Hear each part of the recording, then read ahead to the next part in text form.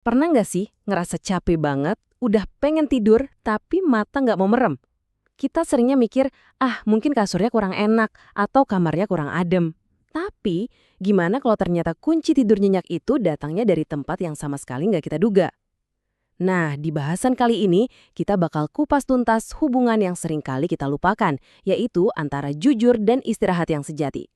Nah, ini dia nih pepatah yang jadi inti dari obrolan kita. Sebuah kalimat bijak dari zaman dulu, tapi kok ya relevan banget sama kehidupan kita sekarang. Intinya simpel banget, sandaran terbaik buat kepala kita itu bukan bantal yang paling mahal atau paling empuk, tapi hati nurani yang bersih. Kena banget kan? Coba deh kita lihat. Ini nih, paradoks hidup modern yang sering banget kita alami. Di satu sisi, kita mati-matian ngejar apa? Rumah yang nyaman, kasur mahal, rekening yang tebel. Kelihatannya ideal ya, tapi coba lihat kenyataannya. Yang didapat malah apa? Hati yang nggak tenang, malam-malam susah tidur.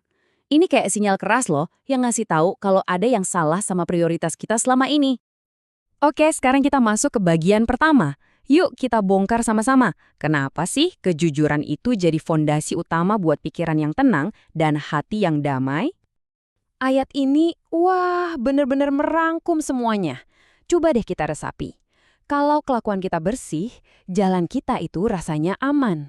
Kenapa? Ya karena nggak ada yang perlu ditutup-tutupin, nggak ada rasa was-was bakal ketahuan. Sebaliknya, kalau jalan kita berliku-liku, penuh bohong, penuh tipu daya, itu cuma masalah waktu sampai semuanya kebongkar. Dan yang tersisa, cuma gelisah.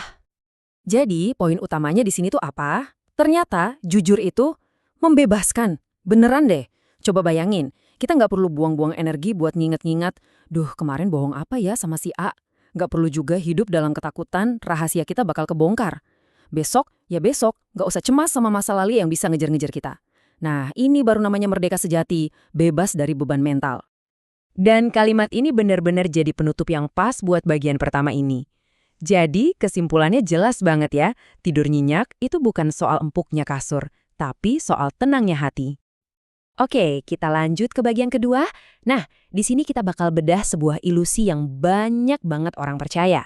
Ilusi kalau kekayaan dan semua kenyamanan materi itu bisa membeli ketenangan jiwa.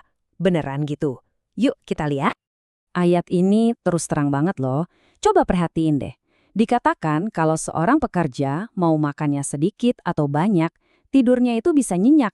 Tapi sebaliknya, orang kaya dengan segala kelimpahannya, justru kekayaannya itu yang bikin dia nggak bisa tidur. Kok bisa? Ya, karena seringkali kekayaan itu, apalagi kalau cara dapetin yang nggak bener, malah jadi beban yang rampas damai sejahtera kita. Nah, di sini kita bisa lihat perbandingannya. Jelas banget kan? Di satu sisi ada pekerja sederhana.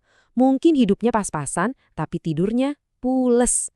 Di sisi lain ada orang kaya, punya segalanya, tapi tidurnya keganggu. Ini jadi pengingat yang nonjok banget.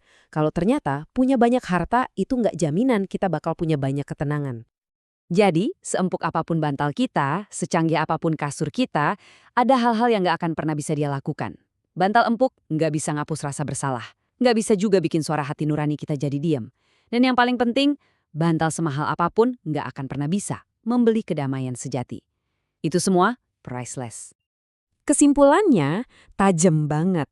Kenyamanan tanpa integritas itu cuma ilusi, kayak bangun rumah mewah di atas tanah yang goyang. Dari luar kelihatan keren, kelihatan nyaman, tapi dalamnya rapuh. Siap-siap aja buat runtuh kapanpun, dan yang datang setelahnya cuma kegelisahan tanpa akhir. Oke, sekarang kita coba naik ke level yang lebih dalam lagi ya. Di bagian ketiga ini kita bakal lihat gimana caranya kejujuran itu bukan cuma soal baik atau buruk aja, tapi ini adalah bentuk nyata dari iman yang kita praktekkan setiap hari. Prinsip ini fundamental banget. Jujur dalam hal-hal kecil sehari-hari, kayak ngembaliin uang kembalian yang lebih, atau ngaku salah pas bikin keliru dikit, itu tuh ibaratnya tempat latihan, gym buat karakter kita. Justru dari hal-hal sepele inilah kesetiaan kita dibangun, biar nanti pas ada ujian yang lebih besar, kita udah siap. Nah, kapan sih kejujuran kita itu benar-benar jadi bukti iman? Ada 3 momen ujiannya. Pertama, pas nggak ada siapa-siapa yang lihat. Di situ karakter asli kita keluar. Kedua, pas jujur itu malah bikin kita rugi. Entah rugi duit atau rugi nama baik. Dan ketiga, pas ada jalan pintas yang kelihatannya gampang banget dan menguntungkan. Kalau kita bisa tetap milih jujur di 3 situasi ini, wah, itu baru namanya iman yang teruji. Jadi, setiap kali kita milih buat jujur di situasi-situasi sulit tadi, itu sama aja kita lagi mendeklarasikan iman kita. Kita seolah-olah lagi bilang, Tuhan, aku lebih percaya sama jalanmu, sama prinsipmu, daripada keuntungan sesaat yang ada di depan mata. Dan saat itulah, tindakan jujur kita berubah jadi sebuah ibadah. Oke, kita udah sampai di bagian terakhir nih. Yuk, kita balik lagi ke metafora awal kita. Dan kita simpulkan, apa sih sebenarnya bantal terbaik itu? Ada pepatah Tionghoa yang keren banget dan pas banget buat menutup pembahasan kita. Xin an ji shi zhen tou. Artinya, hati yang tenang adalah bantal terbaik. Sederhana tapi dalam.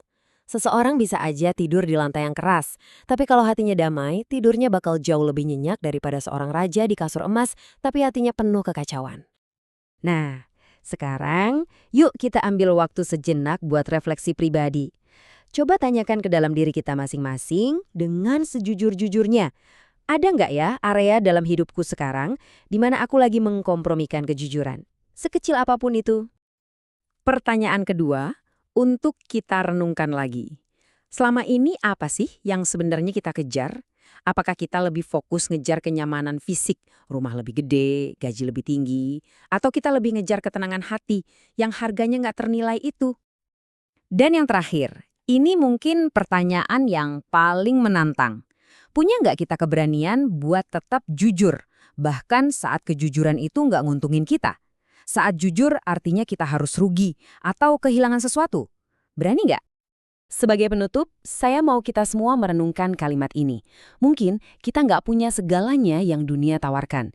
Tapi kalau di akhir hari nanti kita bisa dengan tulus bilang, aku mungkin nggak punya segalanya, tapi hatiku tendang di hadapan Tuhan. Well, kita sudah punya harta yang paling berharga. Jauh lebih berharga dari apapun. Itulah istirahat yang sejati.